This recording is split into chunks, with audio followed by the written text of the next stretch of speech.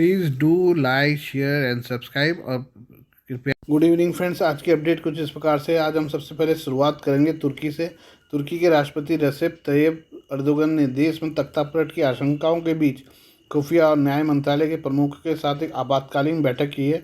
दरअसल अर्दोगन को उनके सहयोगी और नेशनलिस्ट मूवमेंट पार्टी के नेता डेवलेट बहसेली ने चेतावनी दी थी कि तुर्की की कानून प्रवर्तन एजेंसियां तख्तापलट करने की योजना बना रही हैं। यह आशंका अंकारा के सिक्योरिटी डायरेक्टरेट में आपराधिक संगठन अहान बोरा कपलान से संबंध के आरोपी कई पुलिस अधिकारियों की बर्खास्तगी के बाद पैदा हुई है। तुर्की की खुफिया एजेंसियों ने बर्खास्त पुलिस अधिकारियों के घरों से डिजिटल सामग्री जब्त करने के लिए उनके घरों की व्यापक तलाशी ली थी।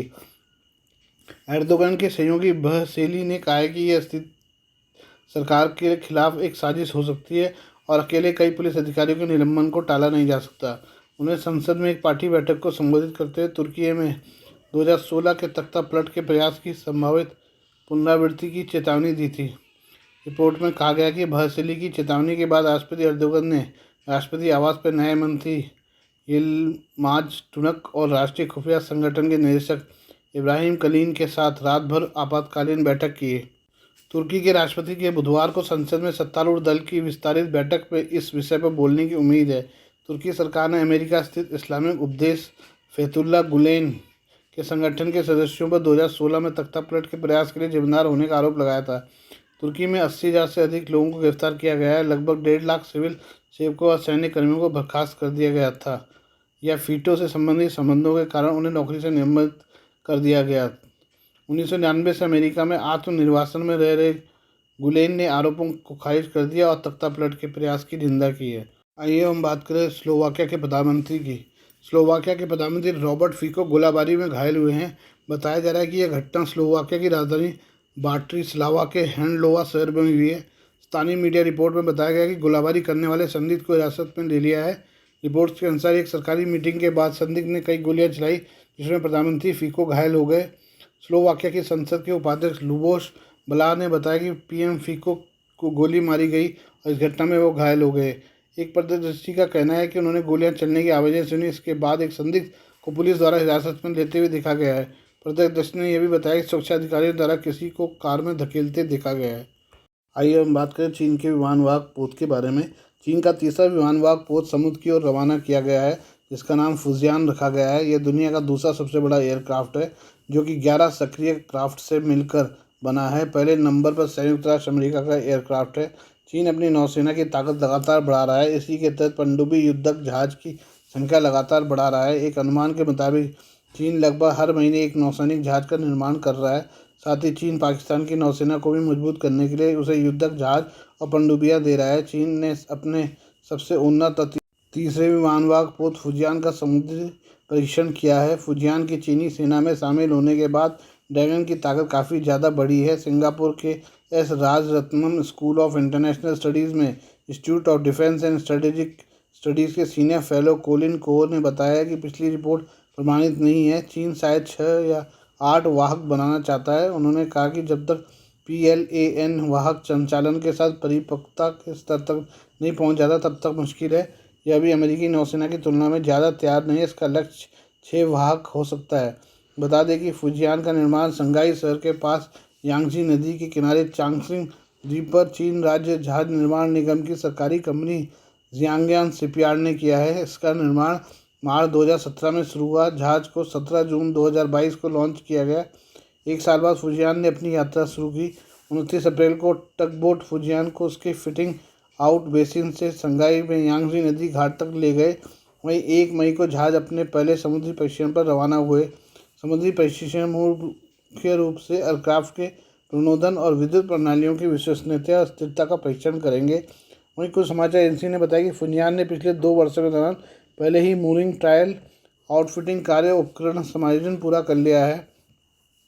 समुद्री सुरक्षा प्रशासन के जारी सुरक्षा नोटिस ने 1 से 9 मई तक शंघाई से 130 किलोमीटर के क्षेत्र की यात्रा के बारे में बताया। वाहक अपने 8 दिन की यात्रा के बाद 8 मई को जियांग शिपयार्ड लौटा। समुद्री परीक्षण के दौरान विमान वाहक ने अपने प्रणोदन और विद्युत प्रणालियों का परीक्षण किया। अगले चरण में PLAN फुजियान प्रस्तावित योजनाओं के अनुसार अनुवर्ती परीक्षण करेगा। हालांकि पहले वाहक लियोनिंग ने 10 समुद्री परीक्षण किए थे। वहीं दूसरे वाहक शेनडोंग ने PLN सीमा में प्रवेश करने से पहले 9 परीक्षण किए।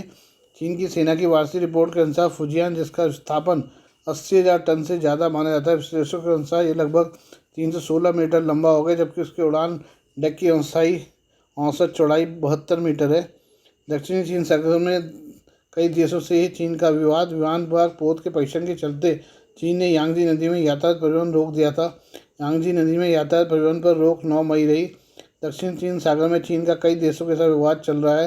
दक्षिण चीन सागर में चीन की नौसेना कई बार फिलीपींस के नौसैनिक जहाज़ों को रोक चुकी है। चीन दक्षिण चीन सागर के अधिकांश हिस्से पर अपना दावा जताता है। इसके कारण चीन का फिलीपीन, मलेशिया, ब्रुनई और ताइवान के साथ सीमा विवाद चल रहा है। आइए हम स्वाति मालीवाल के बारे में बात करें, जिनकी अभी कुछ समय पहले पिटाई की खबरें आ रही हैं। आम आदमी पार्टी की राज्यसभा सांसद स्वाति मालीवाल को लेकर दिल्ली में सियासी पारा चढ़ा हुआ है। साजिया इल्मी ने कहा कि अन्ना हजारे आंदोलन के दिनों से आपके लोगों के साथ थी, तो मैं सभी के चेहरों को जानती हूँ। मुझे विश्वास नहीं हो रहा है कि कोई भी निजी सलाहकार स्वाति मालीवाल के साथ कैसे बदसलूकी कर सकता है, जबकि स्वाति राज्यसभा सांसद हैं और दिल्ली महिला आयोग की प्रमुख भी रही हैं। सवाल उठाते हुए कहा कि क्या बिना मुख्यमंत्री की जानकारी के विभव बदसलूकी कर सकता है। स्वाति ने इंडिया अगेंस्ट करप्शन आंदोलन की सदस्य से लेकर राज्यसभा सदस्य बनने का सफर तय किया है। आइए जानते हैं स्वाति मालीवाल का राजनीतिक सफर और जीवन से जुड़ी कुछ अहम बातें। स्वाति मालीवाल पेशे से एक सॉफ्टवेयर इंजीनियर है। उन्होंने सामाजिक कार्य करने के लिए टीचर का कार्य चुना था, जिसमें वो कम संसाधन प्राप्त बच्चों को पढ़ा सके। स्वाति इंडिया अगेंस्ट करप्शन आंदोलन की सबसे कम उम्र की सदस्य भी रही। इंडिया अगेंस्ट करप्शन के बैनर तले ही जन लोकपाल आंदोलन की शुरुआत हुई थी, जिसके तहत आप यानी आम आदमी पार्टी अस्तित्व में आई। स्वाति मालीवाल ने 2015 में दिल्ली महिला आयोग के प्रमुख के तौर पर जिम्मेदारी संभाली। इसके बाद हाल ही में दिल्ली की राज्यसभा सीटों के लिए हुए चुनाव में आपने स्वाति मालीवाल को उम्मीदवार बनाया था। 31 जनवरी को उन्होंने राज्यसभा के सदस्य के तौर पर शपथ ग्रहण की। स्वाति मालीवाल ने पिता पर यौन शोषण का लगाया था आरोप। पिछले साल मार्च के महीने में दिल्ली महिला आयोग अध्यक्ष स्वाति मालीवाल ने अपने साथ हुए यौन शोषण को लेकर एक संसदीय खुलासा किया था। स्वाति ने कहा था कि मेरे पिता बचपन में मेरा यौन शोषण करते थे। वो गुस्से में मेरी चोटी को पकड़कर दीवार से टकरा देते थे। इस कारण मैं डर कर पलंग के नीचे छिप जाती थी। कई रात मैंने ऐसे ही बताई। जब तक मैं अपने पिता के साथ रही तब तक ये कई बार हुआ। स्वाति ने कार्यक्रम में अपनी यह दर्द भरी आपबीती सुनाई थी। ये आपकी राज्यसभा सांसद स्वाति मालीवाल बीते सोमवार को दिल्ली के मुख्यमंत्री अरविंद केजरीवाल से मिलने उनके आवास पर पहुंची थी। स्वाति ड्राइंग रूम में अरविंद केजरीवाल का इंतजार कर रही थी। इसी बीच आवास के स्टाफ में से विभव कुमार पहुंचे और स्वाति मालीवाल के साथ अभद्रता बदतमीजी की थी। इसको लेकर यानी मंगलवार को आपने भी खेद प्रकट किया था। सुनने में आया है कि उन्होंने पुलिस कंट्रोल रूम में भी कॉल की थी, पर और उसके बाद जो है वहाँ पुलिस कंट्रोल रूम गई भी थी, पर उन्होंने वहाँ किसी के प्रति कोई केस दर्ज नहीं किया है। आज के लिए बस इतना ही। बाकी मिलते हैं कल आपसे नई खबरों के साथ। धन्यवाद।